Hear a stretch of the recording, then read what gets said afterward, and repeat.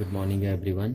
देखिए, आज हम डिस्कस करने वाले हैं यूनिट फर्स्ट का चैप्टर सेकंड, जो कि है आपका यूनिट एंड मीजरमेंट। और इससे पहले हम डिस्कस कर चुके हैं यूनिट फर्स्ट का चैप्टर फर्स्ट, जो कि था आपका फिजिकल वर्ल्ड। अच्छा, अब अगर शुरू में मैं बात करूं कि इस चैप्टर का इम्पोर्टेंस क्या है ना, क्यों हम ये चैप्टर पढ़ें, तो देखिए, जो आपकी आगे आने वाली फिजिक्स, केमिस्ट्री, मैथमेटिक्स या जो भी आपका सिलेबस है, वहाँ पे इस चैप्टर ने बहुत ज़्यादा यूज़ होना है। और इवन आपके सिलेबस में ही यूज़ नहीं होना इस चैप्टर में। ये चैप्टर आपकी डेली लाइफ के साथ भी बहुत ज़्यादा लिंक अप रहता है ना, बहुत ज़्यादा कनेक्टेड रहता है ये आपकी डेली लाइफ के साथ में। जैसे आपने सुना ही होगा, आप डेली लाइफ में ये वाला वर्ड तो बहुत ज़्यादा यूज़ करते हैं, मीजरमेंट, मीजरमेंट वर्ड। तो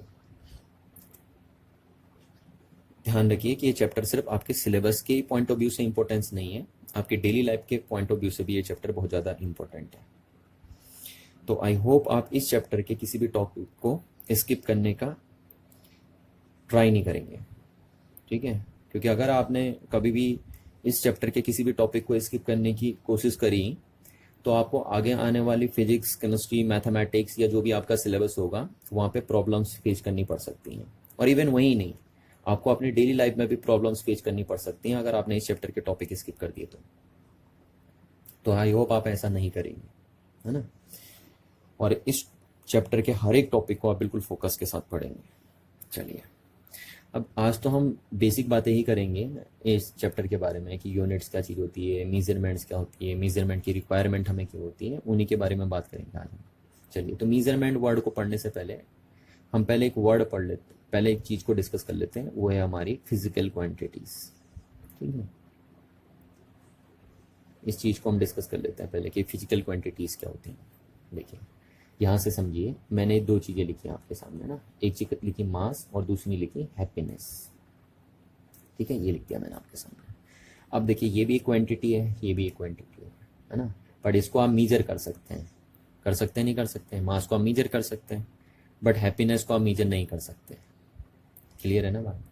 सिमिलरली मैंने एक चीज़ और लिखी, लेंथ, और दूसरी चीज़ मैंने लिखी एंजाइटी। ठीक है, तो देखिए, आप लेंथ को तो मीजर कर सकते हैं, पर आपके अंदर कितनी एंजाइटी है आप उसे मीजर नहीं कर सकते हैं। तो क्वांटिटीज तो दोनों थी, पर कुछ क्वांटिटीज को हम मीजर कर सकते हैं, कुछ को हम मीजर नहीं कर सकते हैं। ठीक है, तो जिन क्वांटिटीज को हम मीजर कर सकते हैं, जैसे लाइक मास, लेंथ, टाइम, है ना, तो इन क्वांटिटीज को हम बोलते हैं फिजिकल क्वांटिटीज, और जिनको हम मीजर नहीं कर सकते उनको हम फिजिकल क्वांटिटीज नहीं बोलते हैं।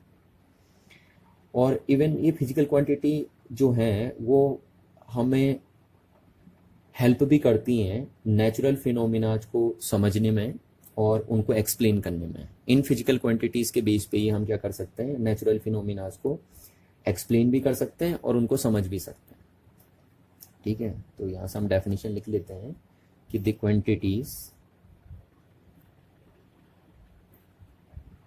विच कैन बी मीजर्ड, ठीक है, जिनको हम मीजर कर सकते हैं। एंड, और साथ में इन क्वांटिटीज के बेस पे आप क्या कर सकते हैं, नेचुरल फिनोमिनाज को अंडरस्टैंड और एक्सप्लेन भी कर सकते हैं। And with the help of them we can explain और अंडरस्टैंड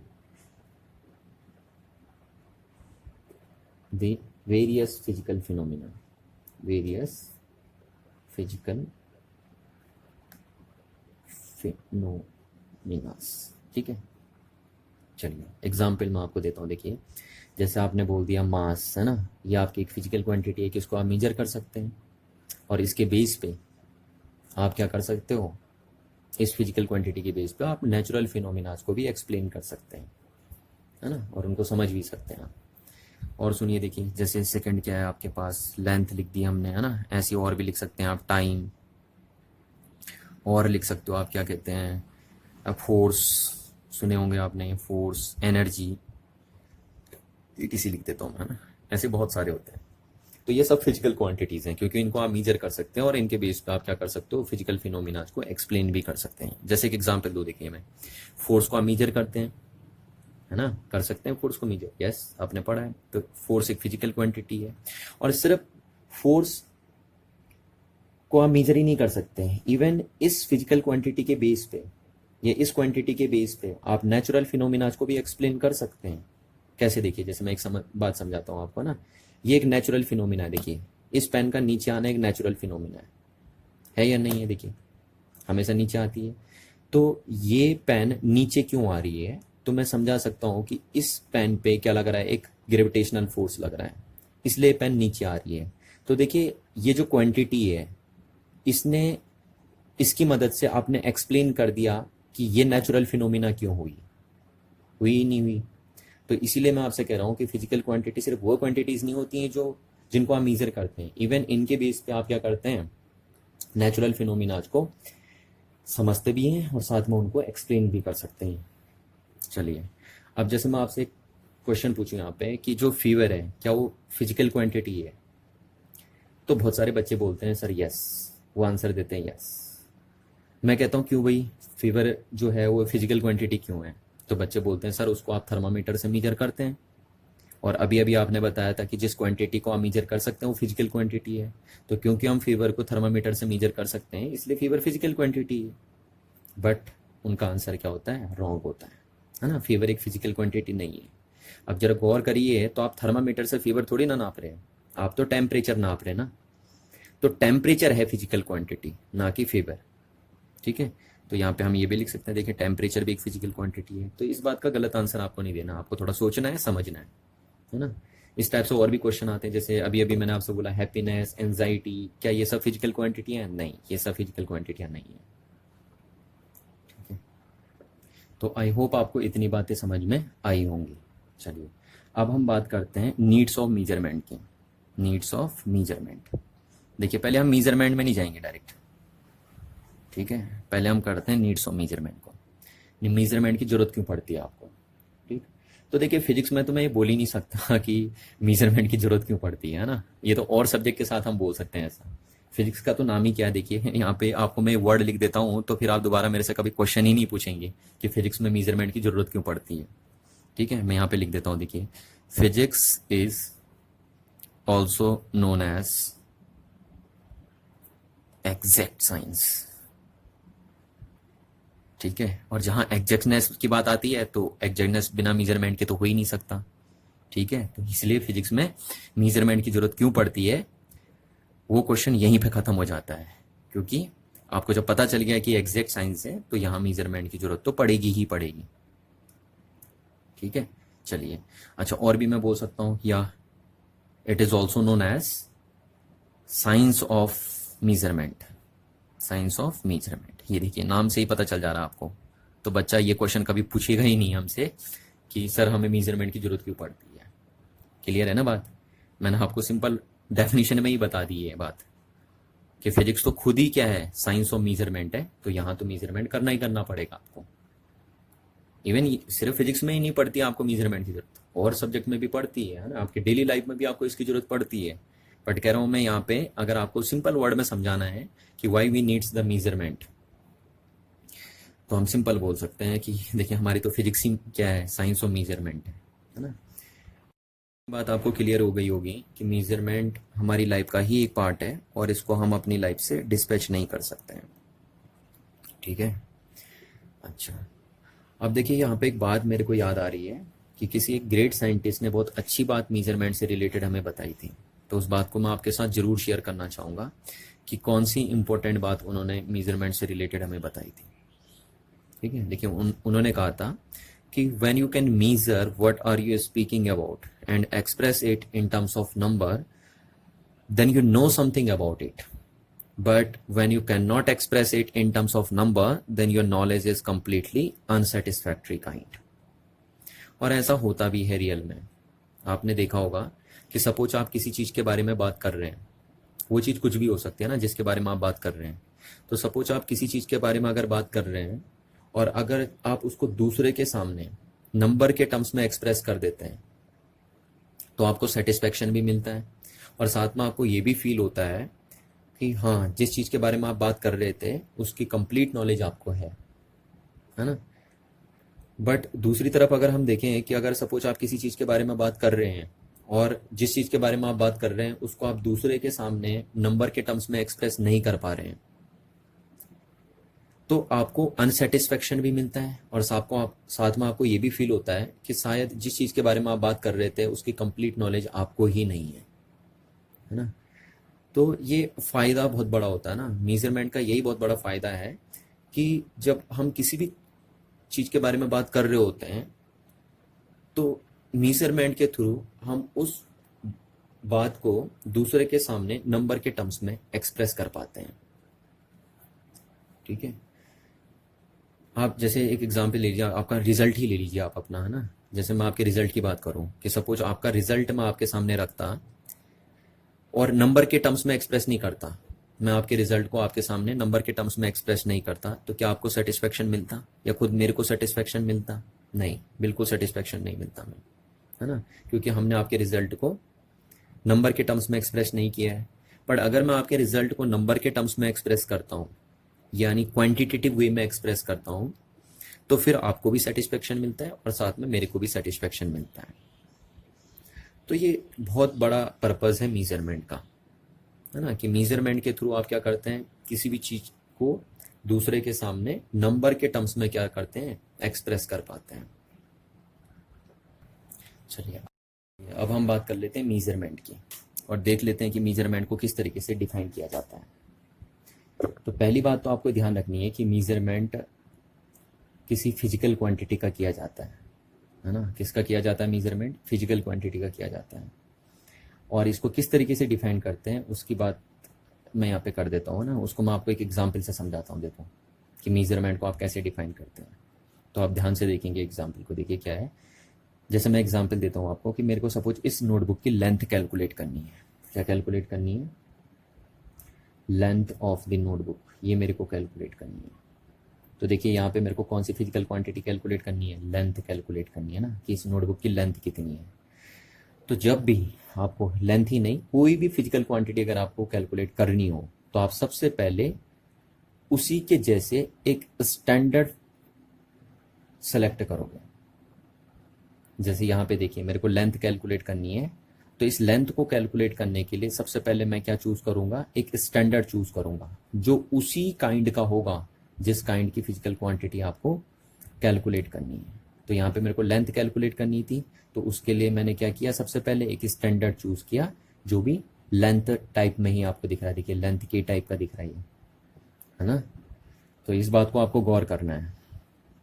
क्या कहा मैंने कि किसी भी फिजिकल क्वांटिटी का अगर आपको कैलकुलेट करना है तो सबसे पहले आप क्या चूज करेंगे? एक स्टैंडर्ड चूज करेंगे, और वो स्टैंडर्ड उसी काइंड का होगा जिस काइंड की फिजिकल क्वांटिटी को आपको कैलकुलेट करना है। तो ये मैंने यहाँ पे स्टैंडर्ड ले लिया। अब इस स्टैंडर्ड की हेल्प के बेस पे आप कैलकुलेट करेंगे इस नोटबुक की लेंथ। और वो कैसे कैलकुलेट करेंगे? देखिए वो इस तरीके से कैलकुलेट करेंगे। ये रखा मैंने और फिर इसको दोबारा मैंने यहाँ से रिपीट करके ये देखिए, है ना। तो मैं कह सकता हूँ कि इस नोटबुक की जो लेंथ आई है वो इस स्टैंडर्ड को 2 टाइम से रिपीट करके आ गई है। तो 2 into length of the pen. तो ये जो लेंथ ऑफ द पेन है वो यहाँ पे क्या है? एक स्टैंडर्ड है। ठीक है, ये एक स्टैंडर्ड है। और ये क्या है? एक फिजिकल क्वांटिटी है। ये लेंथ क्या थी? लेंथ ऑफ द नोटबुक एक फिजिकल क्वांटिटी थी और लेंथ ऑफ द पेन क्या था? एक स्टैंडर्ड था। तो आप कह सकते हो कि आपने इस फिजिकल क्वांटिटी को इस स्टैंडर्ड की हेल्प के बेस पे कैलकुलेट कर लिया है। या आप ये भी बोल सकते हो कि इस फिजिकल क्वांटिटी को आपने इस स्टैंडर्ड से कंपैरिजन करके कैलकुलेट कर लिया है ना। आप कंपैरिजन करके ही तो कैलकुलेट कर रहे हो। आप ये बोल रहे हो कि इस नोटबुक की जो लेंथ है वो इस स्टैंडर्ड के कंपैरिजन में डबल है। तो यानी हम कह सकते हैं कि किसी भी फिजिकल क्वांटिटी के मेजरमेंट से मतलब ये होता है कि उस फिजिकल क्वांटिटी का उसी के जैसे किसी स्टैंडर्ड से कंपेयर करना। समझ में आ रही ना बात? तो यहाँ से हम डेफिनेशन लिख सकते हैं। देखिए मेजरमेंट की, कि मेजरमेंट क्या है? Measurement of a physical quantity. किसका होता है मेजरमेंट? फिजिकल क्वांटिटी का होता है। और इस मेजरमेंट में क्या इन्वॉल्व होता है? Involves it's comparison. उसका कंपैरिजन इन्वॉल्व होता है। जैसे देखिए यहाँ पे हम इस फिजिकल क्वांटिटी का मीजरमेंट कर रहे थे, तो उस मीजरमेंट में क्या इन्वॉल्व था, एक कंपैरिजन इन्वॉल्व था ना, इन्वॉल्व इट्स कंपैरिजन, और किसके साथ, विथ अ चूजन स्टैंडर्ड, जो भी स्टैंडर्ड आपने चूज किया था, चूजन स्टैंडर्ड, ठीक है, of the same kind as the physical quantity.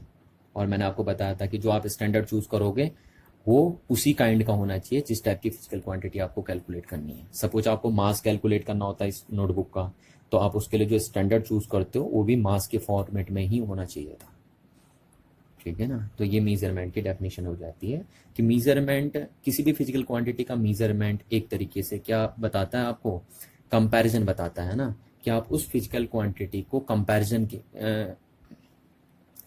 के थ्रू कैसे कैलकुलेट कर सकते हैं, ठीक है। और जब भी किसी फिजिकल क्वांटिटी का आपको मीजरमेंट करना है तो ध्यान रखना, आपको यानी उस फिजिकल क्वांटिटी को कंपेयर करना पड़ेगा किसके साथ, जो भी आपने उसके लिए एक स्टैंडर्ड चूज किया होगा उसके साथ। तो देखिए आप ये भी बोल सकते हैं एक तरीके से यहाँ पे कि जो मीजरमेंट है वो कंपैरिजन करने की प्रोसेस है ना।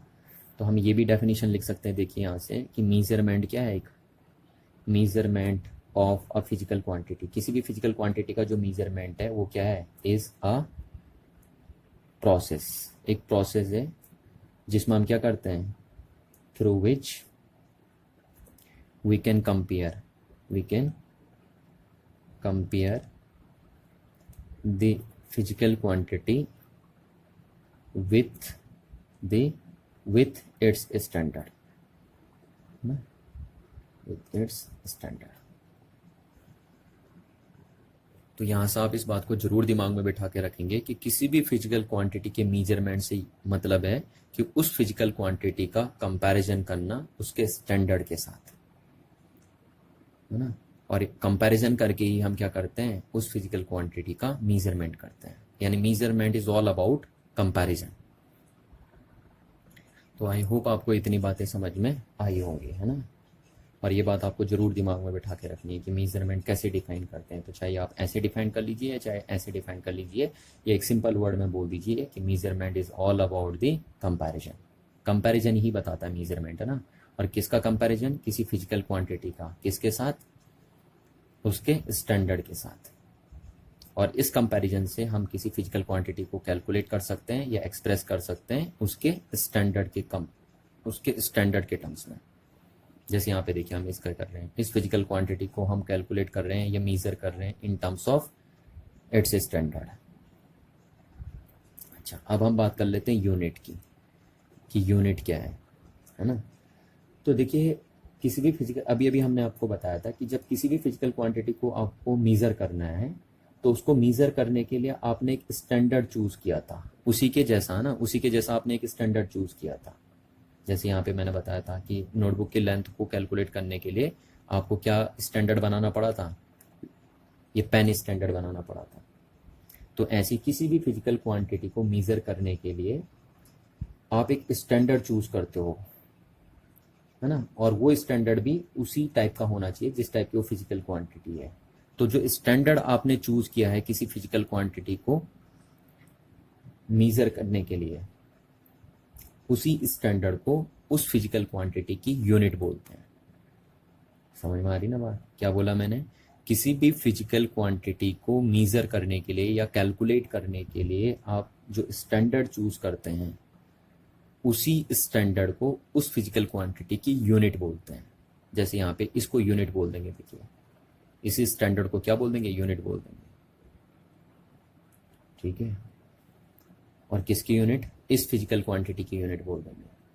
तो यहाँ से आप बोल सकते हैं कि यूनिट क्या है, यूनिट क्या है, the chosen standard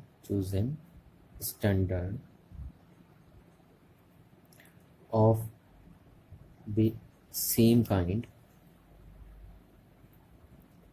taken as reference in order to measure a physical quantity is called the unit of that quantity, that physical quantity. ठीक है, तो ये यूनिट की डेफिनेशन हो गई। तो मैं आपको बार बार एक ही बात बता रहा हूँ, है ना, कि किसी भी फिजिकल क्वांटिटी को कैलकुलेट करने के लिए, मेज़र करने के लिए जो आप स्टैंडर्ड चूज करते हैं, उसी स्टैंडर्ड को उस फिजिकल क्वांटिटी की यूनिट बोलते हैं। ठीक है, जैसे यहाँ पे देखिए, इस फिजिकल क्वांटिटी की यूनिट क्या होगी, ये होगी, क्योंकि इस फिजिकल क्वांटिटी को मेज़र या कैलकुलेट करने के लिए आपने ये स्टैंडर्ड चूज किया है ना। और ऐसा हर किसी के साथ होता है। किसी भी फिजिकल क्वांटिटी को अगर आपको कैलकुलेट करना है या मेजर करना है, तो उसके लिए जो आप स्टैंडर्ड चूज करेंगे, वही स्टैंडर्ड उस फिजिकल क्वांटिटी का क्या बोला जाएगा, यूनिट बोला जाएगा। अच्छा, अब आपको एक बात ध्यान रखनी है कि मेजरमेंट की जो प्रोसेस होती है उसमें 2 स्टेप्स इन्वॉल्व होते हैं। ठीक है, तो यहाँ पे मैं उन चीज़ों को लिख लेता हूँ। Therefore the process of measurement of a physical quantity involves, पहला देखिए, है ना, कितनी प्रोसेस इन्वॉल्व रहती हैं किसी फिजिकल क्वांटिटी को मेजरमेंट करने के लिए। तो 2 प्रोसेस जनरली इन्वॉल्व होती हैं।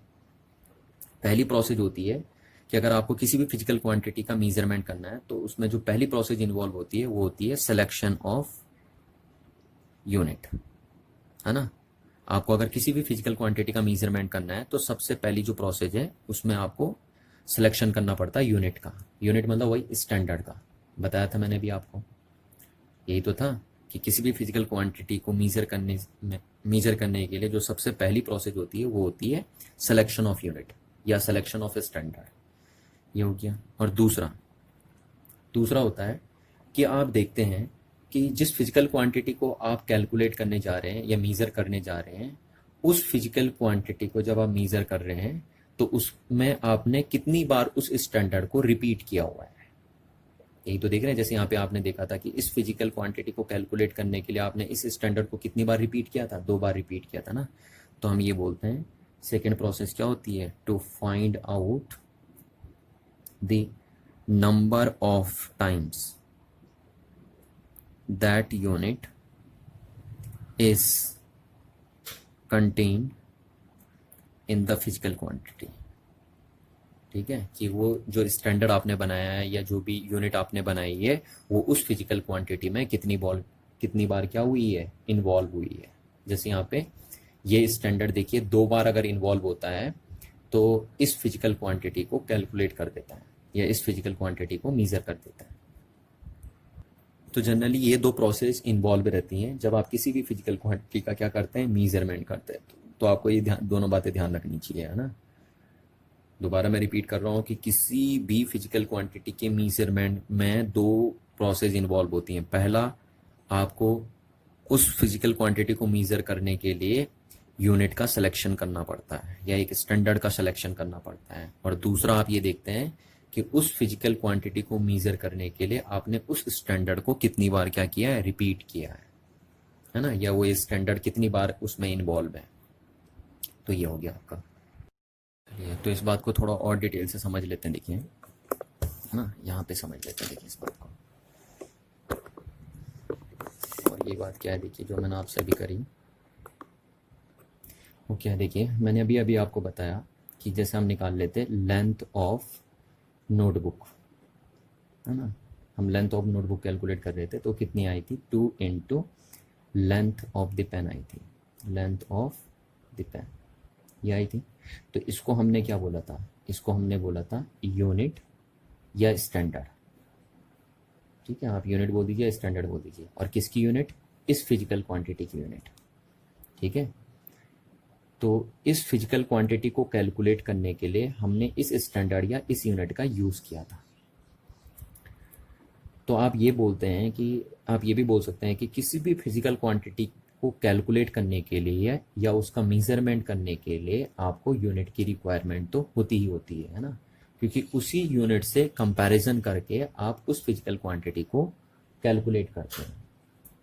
तो यहाँ से हम बोल सकते हैं कि therefore measurement of a physical quantity किसी भी फिजिकल क्वांटिटी का जो मीजरमेंट होगा इज इक्वल टू कितना होगा, इज इक्वल टू होगा numerical value, numerical value of the physical quantity, कि उस फिजिकल क्वांटिटी की न्यूमेरिकल वैल्यू क्या है। जैसे यहाँ पे देखिए ये ना मीजरमेंट ऑफ फिजिकल क्वांटिटी, तो ये है यहाँ पे मीजरमेंट ऑफ फिजिकल क्वांटिटी, इसका मीजरमेंट करना आपको, तो किसके बराबर है, numerical value of the physical quantity. ये देखिए है ना, ये क्या है यहाँ पे, ये न्यूमेरिकल वैल्यू है इस फिजिकल क्वांटिटी की, और इनटू, इनटू क्या करते हैं आप, into size of its unit, size of its unit, उसकी यूनिट के साइज से मल्टीप्लाई कर देते हैं। ये देखिए ये यूनिट, ये यूनिट ही तो है, तो उसके यूनिट के साइज से उसे मल्टीप्लाई कर दिया। अब आप सोच रहे होंगे कि सर यूनिट आना चाहिए था ना, सिर्फ यूनिट वर्ड लिखना चाहिए था, ये साइज ऑफ यूनिट का मतलब क्या है। तो अभी समझा रहा हूँ ये साइज ऑफ यूनिट का मतलब क्या है ना, उसकी टेंशन अभी आपको नहीं लिखनी। फिलहाल आपको ध्यान रखना है कि किसी भी फिजिकल क्वांटिटी का जो मीजरमेंट होगा उसको आप कैसे कैलकुलेट करेंगे, उसको आप लिखेंगे numerical value of the physical quantity into size of its unit. तो यहाँ से जैसे हम इसको मैथमेटिकली अगर एक्सप्रेस करें तो हम इसको x लिख दे रहे हैं, measurement of a physical quantity को क्या लिख दे रहे हैं, x, और numerical value of physical quantity को हम लिख दे रहे हैं n, ठीक, और साइज ऑफ इट्स यूनिट को लिख दे रहे हैं हम u। तो ये बन गया हमारे पास एक फॉर्मूला, ठीक है, कि how to measure a physical quantity, the measurement of a physical quantity is the product of its numerical value and size of its unit. अब देखिए यहाँ पे ये इस वर्ड को समझ लेते हैं कि साइज ऑफ इट्स यूनिट का मतलब क्या है, ठीक है। देखिए किसी भी फिजिकल क्वांटिटी को मीजर करने के लिए जो आप यूनिट बना रहे हो ना, जरूरी नहीं है उसका साइज फिक्स हो, है ना, उसका साइज आपके कन्वीनियंट के हिसाब से छोटा बड़ा हो सकता है, इस बात का आप ध्यान रखेंगे। जैसे एग्जाम्पल से समझाता हूँ मैं, देखो आपको, जैसे मैंने बोल दिया इस नोटबुक का मास कैलकुलेट करो, मास ऑफ नोटबुक, है ना, इस नोटबुक का मास कैलकुलेट करिए। तो एक बच्चे ने मेरे को बताया कि सर 200 ग्राम है इस नोटबुक का मास। अच्छा, दूसरा बच्चा बता रहा है सर 0.2 kg है इसका मास। ये सुना होगा ना आपने, ऐसे ग्राम केजी ये सब सुना होगा आपने। तो ये किसकी यूनिट है, ग्राम केजी, ये मास की यूनिट है। तो ऐसा आपने सुना होगा। अब देखिए मैं आपको स्टैंडर्ड तरीका बताता हूँ लिखने का। मास ऑफ नोटबुक आप कैसे लिखेंगे ना, ये तो बेकार तरीका होता है लिखने का, आप ऐसे नहीं लिखते कभी भी, ऐसे लिखना है इसको 1 ग्राम, अभी अभी तो बताया था मैंने ऐसे लिखना है देखिए, और 0.2 kg को आप ऐसे लिखेंगे, ये स्टैंडर्ड तरीका होता है लिखने का। देखिए तो ये क्या है, देखिए जो मास ऑफ नोटबुक है उसको आप एक तो इस यूनिट के टर्म्स में कैलकुलेट कर रहे हो, और दूसरा बच्चा इस यूनिट के टर्म्स में कैलकुलेट कर रहा है। तो यहाँ पे देखिए यूनिट का साइज अलग अलग है, यहाँ पे यूनिट का साइज डिफरेंट है और यहाँ पे यूनिट का साइज डिफरेंट है, इसीलिए तो हम बोल रहे हैं साइज ऑफ यूनिट, ठीक है। क्योंकि अगर आप किसी भी फिजिकल क्वांटिटी के यूनिट की साइज को चेंज करते हैं तो उसके न्यूमेरिकल वैल्यू भी क्या हो जाती है, चेंज हो जाती है। जैसे यहाँ पे आप देख रहे हैं, देखिए कि इस फिजिकल क्वांटिटी की यूनिट का साइज आपने चेंज किया, तो देखिए उसकी न्यूमेरिकल वैल्यू में चेंज देखने को मिल रहा है, देखने को मिल रहा है, नहीं मिल रहा है। तो इसीलिए तो मैं यहाँ पे वर्ड यूज कर रहा था साइज ऑफ इट्स यूनिट, है ना, क्योंकि किसी भी फिजिकल क्वांटिटी को मीजर करने के लिए जो उसकी यूनिट का साइज है वो जरूरी नहीं है क्या हो, फिक्स हो, उसको आप अपने कन्वीनियंट के हिसाब से चेंज कर सकते हैं, जैसे यहाँ पे हम कर रहे हैं। देखिए तो आप यहाँ पे गौर कर पा रहे हैं, देखिए कि अगर साइज ऑफ यूनिट बड़ी है, जैसे केजी बड़ा होता है ना, तो अगर साइज ऑफ यूनिट बड़ी है तो फिजिकल क्वांटिटी की न्यूमेरिकल वैल्यू कम हो जाएगी। देखिए हो रही है, नहीं हो रही है। और यहाँ पे आप देख रहे हैं कि अगर साइज ऑफ यूनिट क्या है, छोटा है, ग्राम कम होता है ना, तो साइज ऑफ यूनिट अगर छोटा है तो numerical value of physical quantity क्या हो जा रही है, इंक्रीज हो जा रही है। ये आप देख पा रहे हैं यहाँ से क्लियरली, ठीक है। तो यहाँ पे अब थोड़ा सा मैं इसको टेक्निकल लैंग्वेज में बोलता हूँ कि इफ n1 इज, इसको मैं n1 बोल देता हूँ ना, n1, और इसको मैंने u1 बोल दिया, और इसको n2 बोल दिया, इसको u2 बोल दिया। तो if n1 is numerical value of a physical quantity in unit u1, ठीक है। n1 जो है वो फिजिकल क्वांटिटी की न्यूमेरिकल वैल्यू है u1 यूनिट के लिए, and n2 is numerical value of a physical quantity in unit U2, ठीक है, कि N2 क्या है, न्यूमेरिकल वैल्यू है फिजिकल क्वांटिटी की सेकेंड यूनिट में, जैसे यहाँ पे हम बता रहे हैं। तो हम ऐसे लिख सकते हैं, देखिए N1U1 is equals to N2U2, है ना। क्वांटिटी थोड़ी ना चेंज हो जाएगी भैया, अगर आप साइज ऑफ यूनिट चेंज कर भी देंगे तो क्वांटिटी चेंज नहीं हो जाएगी। देखिए इस बुक का मास तो अभी भी उतना ही रहेगा जितना था, है ना। चाहे आप ये वाला यूज करिए, ये वाली यूनिट यूज करिए, या ये वाली यूनिट यूज करिए, तो यूनिट का साइज चेंज करने से, आई रिपीट इट, यूनिट का साइज चेंज करने से फिजिकल क्वांटिटी के मेजरमेंट में कोई चेंजेस नहीं आता है। उसका मेजरमेंट तो अभी भी उतना ही रहेगा जितना पहले था, ठीक है। अभी भी क्वांटिटी एक्स ही रहेगी, चाहे आप ये यूनिट यूज करिए या चाहे ये यूनिट को यूज करिए। हाँ, बस क्या होता है ना कि यूनिट चेंज करने से, यूनिट का साइज चेंज करने से फिजिकल क्वांटिटी की न्यूमेरिकल वैल्यू चेंज हो जाती है, बट क्वांटिटी का मेजरमेंट क्या रहता है, सेम रहता है। तो इस बात को आपको समझना है कि किसी भी फिजिकल क्वांटिटी की यूनिट का साइज चेंज करने से उस फिजिकल क्वांटिटी के मेजरमेंट में कोई चेंजेस नहीं आते, बस उस फिजिकल क्वांटिटी की न्यूमेरिकल वैल्यूज क्या हो जाती हैं, चेंज हो जाती हैं। और अगर आपने यूनिट का साइज बढ़ा रखा है तो जो फिजिकल क्वांटिटी की न्यूमेरिकल वैल्यू है उसकी वैल्यू कम हो जाएगी, और अगर साइज ऑफ यूनिट छोटा है तो उस फिजिकल क्वांटिटी की न्यूमेरिकल वैल्यू बढ़ जाएगी, ठीक है। तो इस बात को आपको ध्यान रखना है।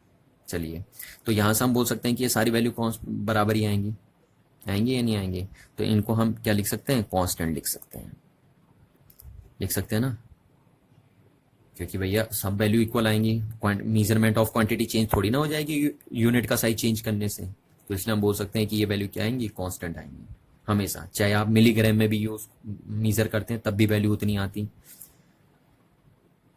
तो यहां से हम बोल सकते हैं कि जो n इंटू यू होगा वो हमेशा क्या होगा, कांस्टेंट होगा, और वो क्या होगा, x होगा। तो यहां से अगर हम बोलें तो n is equals to constant upon क्या बन जाएगा, u। तो n इज प्रोपोर्शनल। अब देखिए कांस्टेंट का साइन हटेगा तो प्रोपोर्शनल लगेगा, क्योंकि आपको पता प्रोपोर्शनल साइन हट के लगता है कांस्टेंट, तो कांस्टेंट का साइन हटा दूं तो प्रोपोर्शनल लगेगा, और यहाँ पे क्या आएगा, यूनिट आएगा। ये तो ये रिलेशन बन गया।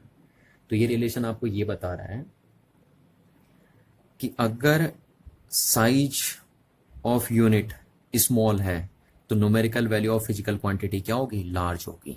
देखिए इसका मतलब ये कम हो रहा है तो ये बढ़ रहा है ना, तो वही हम यहाँ पे बोल रहे हैं कि it follows that if the size of unit is small then the numerical value of the physical quantity will be large and vice वर्सा।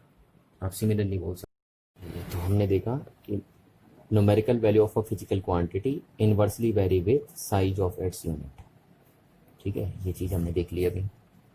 अच्छा, अब इस चीज़ को मैं आपको एग्जाम्पल से समझाता हूँ। देखिए कैसे, जैसे आपने सुना होगा कि जूल और कैलोरी ये दोनों एनर्जी की यूनिट्स होती हैं ना, और भी होती है वैसे तो एनर्जी की यूनिट, बट ये दोनों बड़ी फेमस है तो आप सब ने सुनी होती हैं। और आपको ये भी पता होता है कि 4.12 जूल इज इक्विवेलेंट टू होता है 1 कैलोरी, ठीक है।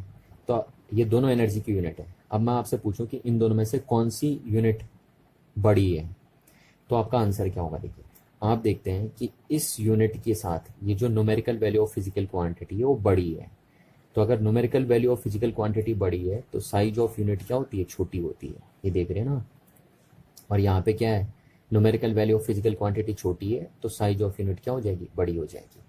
तो इसके बेस पे आप बोल देते हैं कि कैलोरी बड़ी यूनिट होती है एनर्जी की जूल के कंपैरिजन में, ठीक है। पर जब इसी से रिलेटेड एक दूसरा क्वेश्चन मैं बच्चे से पूछता हूँ तो वो जल्दबाजी में आंसर देके उस क्वेश्चन को रॉन्ग कर देता है। कैसे, देखिए जैसे इलेक्ट्रॉन वोल्ट है ना, इलेक्ट्रॉन वोल्ट भी एनर्जी की एक यूनिट होती है, ठीक है। आगे जाके आप पढ़ लेंगे इस चीज़ को, अभी आपको अगर नहीं भी समझ में आ रहा तो कोई दिक्कत नहीं है। आपको सिर्फ इतना याद रखना कि इलेक्ट्रॉन वोल्ट एनर्जी की एक यूनिट होती है, और 1 इलेक्ट्रॉन वोल्ट इज इक्विवेलेंट होता है 1.6 मल्टीप्लाई 10⁻⁻19 कूलॉम, 19 जूल, सॉरी ये। तो जूल और इलेक्ट्रॉन वोल्ट ये दोनों एनर्जी की यूनिट होती हैं। अब मैं आपसे पूछूं कि इनमें से कौन सी यूनिट बड़ी यूनिट है एनर्जी की, इलेक्ट्रॉन वोल्ट या जूल। तो बच्चा जैसे अभी अभी इसको देखता है तो वैसे ही वो इसको देख के बोल देता है कि सर इलेक्ट्रॉन वोल्ट एनर्जी की बड़ी यूनिट है एज कम्पेयर टू जूल के, और आंसर हो जाता है रॉन्ग। क्यों? क्योंकि वो देखता है, देखिए जैसे अभी यहाँ पे हुआ था, न्यूमेरिकल वैल्यू अगर छोटी होती तो यूनिट बड़ी होती, तो वो देखता है यहाँ न्यूमेरिकल वैल्यू छोटी है तो यूनिट बड़ी हो जाएगी, और वो इस चीज़ को इग्नोर कर देता है कि वो यहाँ देखता ही नहीं है कि यहाँ 10⁻⁻19 है ना। क्योंकि इस चीज़ को राइट वे क्या होगा लिखने का, इसको राइट वे होगा लिखने का 10⁻19 electron volt is equal to 1.6 joule. और अब आप देखेंगे, देखिए कि यहाँ न्यूमेरिकल वैल्यू बड़ी है तो साइज ऑफ यूनिट क्या होगी, छोटी होगी, और यहाँ न्यूमेरिकल वैल्यू छोटी है तो साइज ऑफ यूनिट बड़ी होगी, तो इसलिए जूल बड़ी यूनिट होती है एनर्जी के as compare to electron volt. और दूसरी हॉट इन्फॉर्मेशन मैं आपको बताऊं तो ये है कि इलेक्ट्रॉन वोल्ट तो एनर्जी की सबसे छोटी यूनिट होती है, इससे छोटी यूनिट होती ही नहीं है एनर्जी की, ठीक है। तो इस बात को आपको दिमाग में बिठा के रखना है। चलिए अब हम बात करते हैं next, characteristics of standard unit. Standard unit है ना, एक स्टैंडर्ड यूनिट की क्या क्या कैरेक्टरिस्टिक होनी चाहिए ये भी आपको पता होना चाहिए। क्यों पता होना चाहिए? देखिए क्योंकि आपको पता है यूनिट का यूज़ आप क्या के लिए करते हैं, यूनिट का यूज़ आप फिजिकल क्वांटिटी के मेजरमेंट के लिए, फिजिकल क्वांटिटी के मेजरमेंट के लिए करते हैं। तो किसी भी फिजिकल क्वांटिटी का अगर आपको मेजरमेंट करना है तो उसके लिए आपको यूनिट की रिक्वायरमेंट होगी, और उस स्टैंडर्ड यूनिट की क्या क्या प्रॉपर्टीज़, क्या क्या कैरेक्टरिस्टिक होनी चाहिए वो भी आपको पता होना चाहिए ना। तो पहली कैरेक्टरिस्टिक हम लिखते हैं कि स्टैंडर्ड यूनिट की पहली कैरेक्टरिस्टिक है कि इट इज या it should be well defined, है ना, ये वेल डिफाइंड होना चाहिए, it should be well defined, ठीक है। अब ये वेल डिफाइंड का मतलब क्या है इसको समझिए। देखिए कि जो स्टैंडर्ड यूनिट है वो वेल डिफाइंड कैसे वेल डिफाइंड होनी चाहिए। देखिए मैं इसको आपको एक एग्जाम्पल से समझाता हूँ, आप ध्यान से सुनिए इस एग्जाम्पल को, है ना। जैसे आपने देखा होगा कि इंडिया में जो पुराने ज़माने के लोग होते थे ना, पहले के लोग, वो क्या करते थे, वो लेंथ को मीज़र करने के लिए एक स्टैंडर्ड यूनिट बनाते थे, हाथ, है ना, ये हैंड बनाते थे। वो लेंथ को इसमें मीज़र करते थे हैंड में, और वो कहते थे एक हाथ इतना होता है, यहाँ से यहाँ तक इतना बोलते थे वो। तो उनके हिसाब से लेंथ के लिए ये स्टैंडर्ड यूनिट है एक हाथ, ठीक है। अच्छा चलो ठीक हो गया। अब अगर सपोज मैंने बोला कि मेरे को 2 हाथ जमीन चाहिए, तो मेरे को कितनी जमीन देंगे, यानी इतना और इतना ही, और है ना। तो मेरे हिस्से में सपोज इतनी जमीन आ गई, ठीक है, काफ़ी इतनी अच्छी खासी जमीन आ गई है, ये मैंने लिख दिया। अब क्या हुआ, कोई दूसरा इंसान आया, तो जरूरी तो नहीं है उसकी जो हाइट हो मेरे बराबर ही हो सकता है उसके हाथ छोटे हों, है ना। तो अब अगर सपोज उसके हाथ का साइज छोटा है, तो अगर वो 2 हाथ जमीन मांगता है तो फिर उसके हिस्से में तो कम जमीन चली जाएगी ना, जाएगी नहीं जाएगी। तो ये जो हाथ को लेंथ की स्टैंडर्ड यूनिट बनाने का कंसेप्ट है वो कहीं से कहीं तक हमारे समझ में नहीं आता ना। ये तो एक तरीके से झगड़ा पैदा करवा देगा वहाँ पे, लोगों में कर देंगे ना, लोग आपस में क्लैश करने लग जाएंगे कि भैया तेरे हिस्से में ज़्यादा ज़मीन आ गई, मेरे हिस्से में कम आई, और जबकि हम कह रहे हैं तुम्हारे पास भी 2 हाथ ज़मीन है, हमारे पास भी 2 हाथ ज़मीन है। पर क्या है, वो जो हाथ है, यानी जो आपने स्टैंडर्ड यूनिट बनाई थी लेंथ को मेजर करने के लिए, वो वेल डिफाइंड ही नहीं है, किसी का हाथ बड़ा हो जा रहा है, किसी का हाथ छोटा हो जा रहा है। तो इसलिए आप इस तरीके के स्टैंडर्ड यूनिट कभी भी नहीं डिसाइड करेंगे, है ना। तो इस बात का आप ध्यान रखेंगे कि जो भी आपके स्टैंडर्ड यूनिट्स होंगे वो वेल डिफाइंड होनी चाहिए, उसमें कोई कंफ्यूजन नहीं होना चाहिए लोगों को कि तुम्हारी यूनिट छोटी हो गई, हमारी यूनिट बड़ी हो गई, ऐसा कोई कंफ्यूजन उसमें नहीं होना चाहिए। चलिए सेकंड देखिए, सेकंड क्या है, it should be suitable size, it should be of suitable size, suitable size, जो आपकी यूनिट है ना वो सुटेबल साइज की होनी चाहिए, ना तो बहुत बड़ी होनी चाहिए ना बहुत छोटी होनी चाहिए, है ना। That is neither too large, ना तो बहुत बड़ी हो आपकी unit, nor too small, nor too small, ठीक है। इस बात का आप ध्यान रखेंगे कि आपकी जो यूनिट है यानी स्टैंडर्ड यूनिट है वो ना तो बहुत बड़ी होनी चाहिए ना बहुत छोटी होनी चाहिए। चलिए अब ये सुटेबल साइज का मतलब क्या है इस चीज को हम समझ लेते हैं। देखिए एक एग्जांपल से, सपोज आप मार्केट गए आलू परचेस करने के लिए, है ना, आपने मार्केट से आलू परचेस करने हैं, आपको पोटैटो लेने हैं, आपकी मम्मी ने आपसे आलू मंगाए, अब आपको पता है मम्मी आलू मंगा रही है तो सब्जी के लिए मंगवा रही होगी, तो आप कितना मंगवा रही होगी, 1 किलो 2 किलो या 3 किलो के बराबर मंगवा रही होगी, यानी इतना आलू मंगवा रही होगी मम्मी, है ना, मार्केट से। तो पहला तो एग्जाम्पल मैंने ये दिया कि आप मार्केट जा रहे हैं पोटैटो पर परचेस करने के लिए, ठीक है। अच्छा, दूसरा केस मैंने लिया कि सपोज आपके पास स्टोन फील्ड ट्रक है, एक स्टोन फील्ड ट्रक, और इसका वेट आपको मेजर करना है, ठीक है। ये एक स्टोन से भरा हुआ ट्रक आपके पास है और उसका वेट आपको मेजर करना है। ये दो सिचुएशन हमने ले ली। अच्छा, अब देखिए हमारे पास पता है यूनिट ऑफ जो मास होती है, यूनिट ऑफ मास, तो मास की यूनिट देखिए मिलीग्राम भी होती है, ठीक है, ग्राम भी होती है, केजी भी होती है और टन भी होती है। अब अगर मैं मार्केट गया, ठीक है, आलू लेने के लिए, और उस टाइम मैंने मास की ये वाली यूनिट चूज कर दी, सपोज ये वाली यूनिट चूज कर दी, तो मैं अंकल जी से क्या बोलूंगा? अगर सपोज मेरे को 3 किलो आलू चाहिए तो मैं ये बोलूंगा कि अंकल जी इतने आलू दे दीजिए मेरे को, है ना। कितना गंदा लगेगा देखिए बोलने में कि अंकल जी इतने आलू दे दीजिए मेरे को, बोलना भी नहीं आएगा एकदम से। या अगर मैं ये यूनिट चूज कर दूं जब मैं मार्केट जा रहा हूँ आलू लेने के लिए, तो मैं मास के अगर ये यूनिट चूज कर दूं तो क्या मैं ये बोलूंगा कि अंकल जी इतने किलो आलू दे दीजिए, देखिए नहीं सॉरी इतने टन आलू दे दीजिए मेरे को?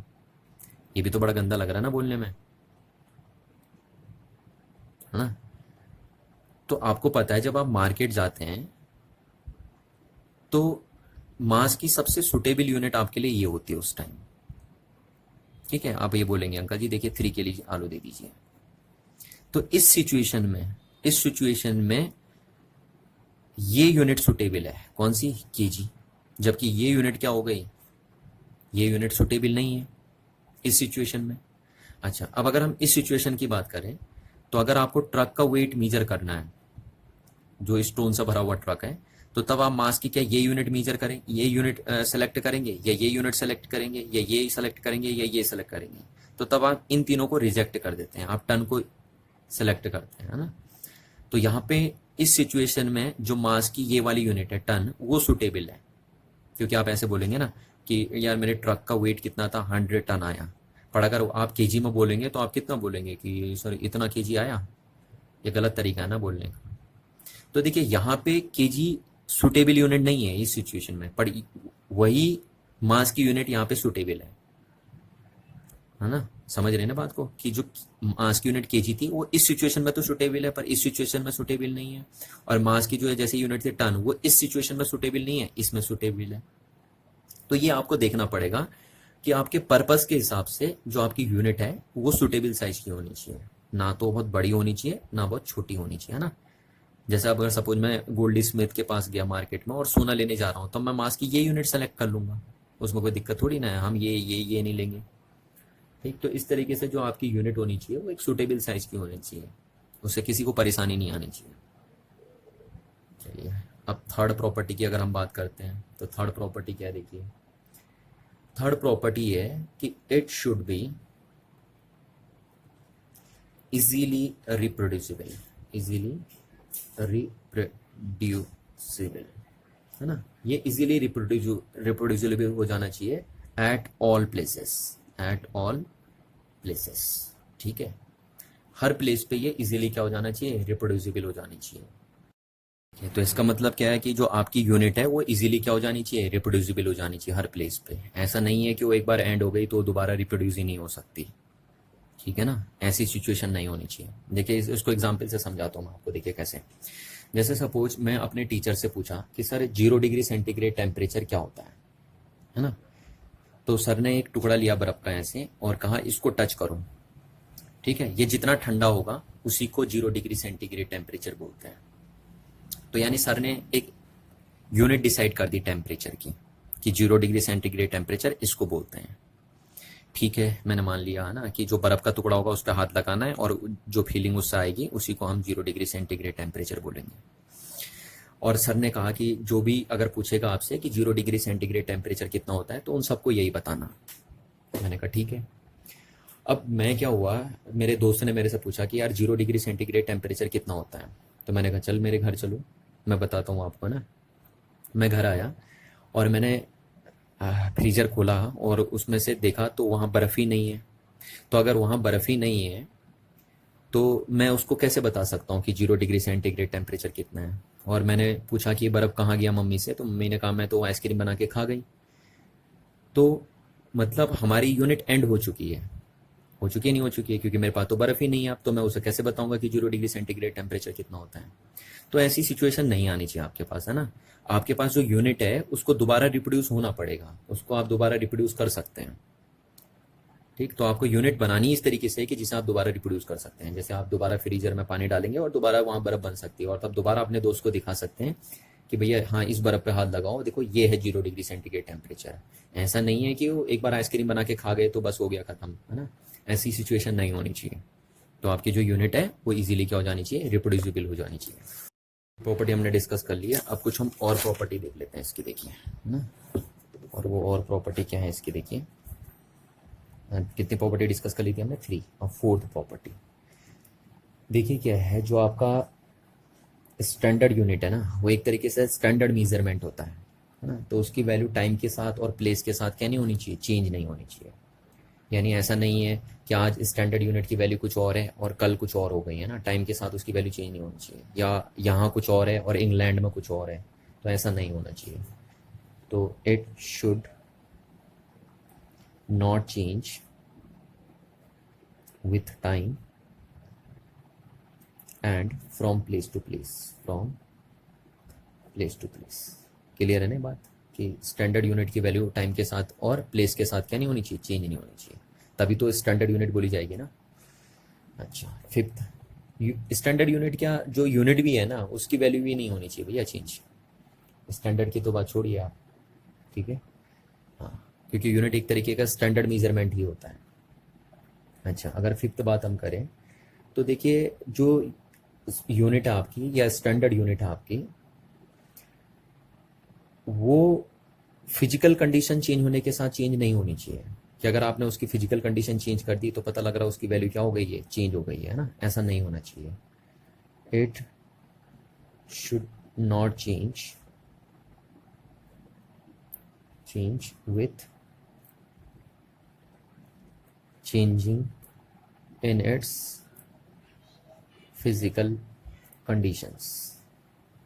ठीक है, सच है, जैसे क्या कर दो आप, सच एज टेम्परेचर, प्रेशर, और भी होते हैं एक्सेट्रा।